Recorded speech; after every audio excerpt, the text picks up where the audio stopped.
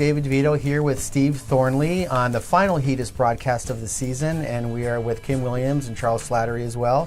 Guys, I have a couple questions for you really quick. I know that as we're wrapping everything up right now, that a lot of people are looking for opportunities that they can work on through the summer and into the fall, and also so really, what types of positions can nurses maybe be looking for or opportunities? But also, what advice do you have someone really at any level that participated in HEDIS to maybe prepare themselves better for next season? We have quite a few people that are being asked back by our clients that say, hey, you did a great job this year. We'd love to have you back next year. Is there anything maybe in the off season that they can do to better set themselves up for success next year?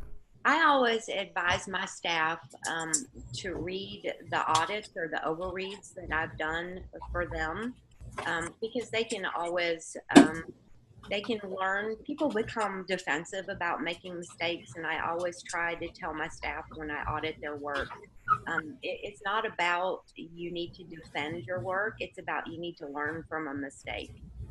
So re-reviewing their audits or their overreads to identify some of the errors that they made.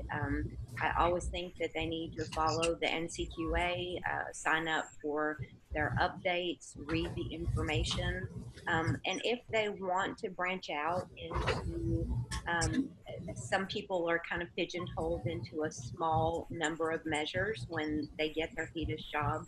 If they want to brush up on the other measures, so make sure that they read all of the standards on, what is compliance and what are allowable providers and what are we looking for.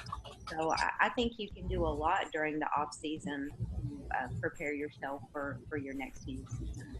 Great advice, Charles. You have thoughts on that?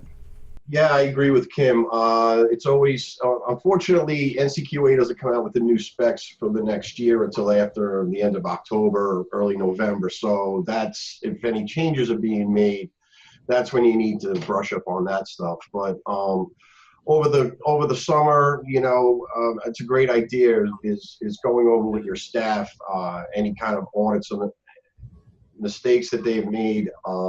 And it's all a learning experience.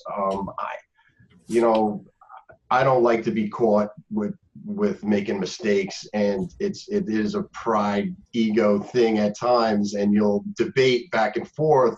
There's some gray areas within some of the specs. So interpretation is big, and everybody being on the same page with interpreting the data as whether it's compliant or not.